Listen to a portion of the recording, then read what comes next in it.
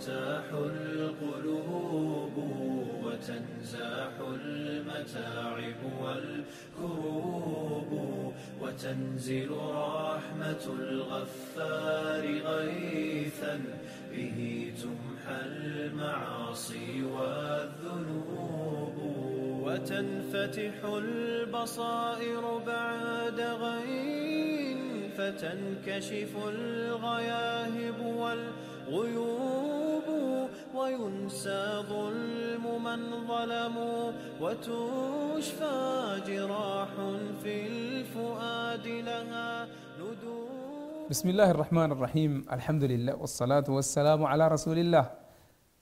أما بعد، جحفان مبشر توتا الزبير ابن العوام القرشي الأسدي أبا عبد الله رضي الله عنه وأرضاه. كنبي كينا صلى الله عليه وسلم وقاقود دا إذا كنا كان مال من حواري رسول الله.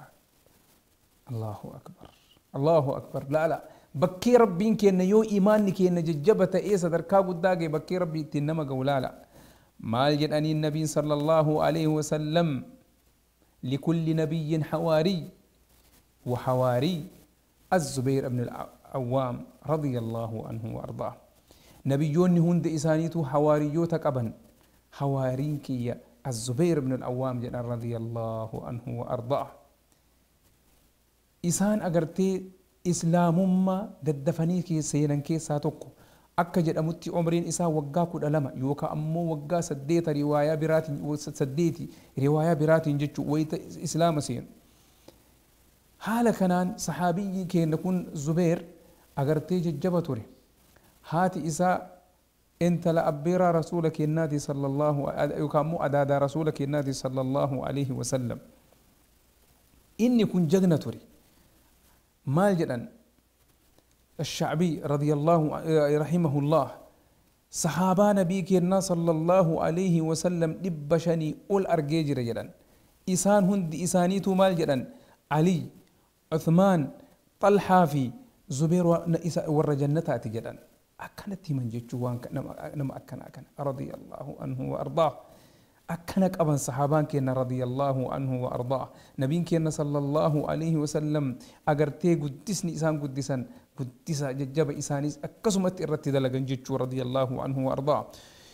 يروى عن هشام عن أبيه قال كان علي أكان على الزبير يوم بدر عمامة قيا أجرتي لولا بدر سن عمامة مرتي تري إن الزبير بن العوام أمامة صفراء بورتتاتي haalli agartee malaa'ikaan sama'ii rabbii kennaa irraa itti gabbuute sahaabaa kenna gargaaruuf radiyallahu anhum wa ardaahum nabii kenna waliin haal akkaataa inni itti uffate san jedhan. Allahu akbar. akka kana jechuu rabbiin yoo ol si kaase namni tokko gasi deebisuu hin danda'u radiyallahu anhu wa ardaah. akka kanatti maal jedhan guyyaa ahzaabaa san agartee nabiin keenya sallallahu alaihi wasallam lola ahzaabaa lola agartee san keessatti ka cinqaa muslimoonni keessa seenan san keessatti eenyutu agartee oduu banii qurayzaa naafida jedhan. jagni keenya ol ka'ee ana jedhe itti deebi'anii jedhan ammallee isumattu ol ka'ee ana jedhe الزبير بن العوام رضي الله عنه وأرضاه. أما اللي سدفى نبي كنا صلى الله عليه وسلم akkasitti deebi'anii jennaaniin sadaffaa ka ol jedhee jecha san ammallee anuma ka jedhe isa jechuudha. maal jedhan nabiin sallallahu alaihi wasallam fidaaka abi wa ummi jedhaniin agartee walitti qabaniif jechuu haadhaa fi abbaa isaaniillee radiyallahu anhu wa ardaa. akka kana jechuu jagnummaan kanaan nama gaya gootummaan kanaan nama gaya jechuu gootummaa agartee islaamummaa keessaa yoo taate jechuu ربين كنا سبحانه وتعالى نلي قوتما سنو هاكن هم بما إساني نو هاكن. الله أكبر. أكا كان جيتشو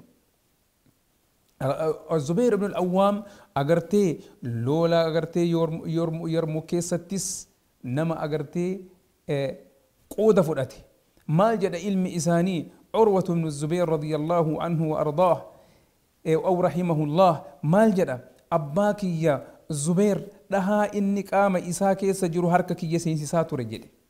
Dhahaa sadii harka kiyya keessa seensisaa ture jedhe. Dhahaan lama guyyaa lola badrii irratti kan dhahame dhahaa akka maleeti jechuu harka ka keessa seenuu danda'u. Tokko ammoo ka guyyaa Yarmuukii jedhe. Radiyallahu anhu wa ardaa'ah. Akka kanatti radiyallahu anhu wa ardaah jagnummaan isaa mul'ataa deeme jechuu garuu ilmi namaa kun hagam takkaa dura tura duniyaa tanarratti namuu ka duniyaan tun zalaalam isaa teettu hin jirtu jechuudha. Radiyallahu anhu wa ardaah lola agartee zamana agartee Ali ibn Abi Taalib waqatul jamal jedhamtee tabeekamtu san keessatti keessaa bahee deeme. Keessatti agartee qooda hin fudhanne ka isaa keessaa bahee deemu agartee amri namni jedhamu ibni Jarmuuz ka jedhamu isa duuka deemee duubaan dhahee isa ajjeese. Maal jedhe Ali ibn Abi Taalib wayita kana dhagaye nama agartee Zubeeriin ajjeese jahannamiin isa bashirsiisaa jedhe. Nas'alullah as-salaamata wal aafiya. Akka kanatti du'e jechuu jagni kenna bara hijiraa 36 irratti duniyaa tana dhiisee kara daara al-aakhiraa dabre jechuu agartee yaa obboleewwan islaamaa islaamummaa tana kaddamuuf maal dalayne jennee lubbuu teenna tana gaafachuutu nurraa eegama. Xab'aan seenaan isaa dheeraa garuu gabaabsineeti akka yeroo agartee gabaabaan waan xiqqoo isii dubbannee hatta waa osoo agartee nu gale jechuufi. Kanaafuu yaa obboleewwan islaamaa isaan jagnoonni kenna kana isaan irraa barannee warra khayrii keessatti jabaatu rabbi nu haa taasisu. هذا والله أعلم وصلى اللهم وسلم على نبينا محمد وعلى آله وصحبه أجمعين وجزاكم الله خير والسلام عليكم ورحمة الله وبركاته.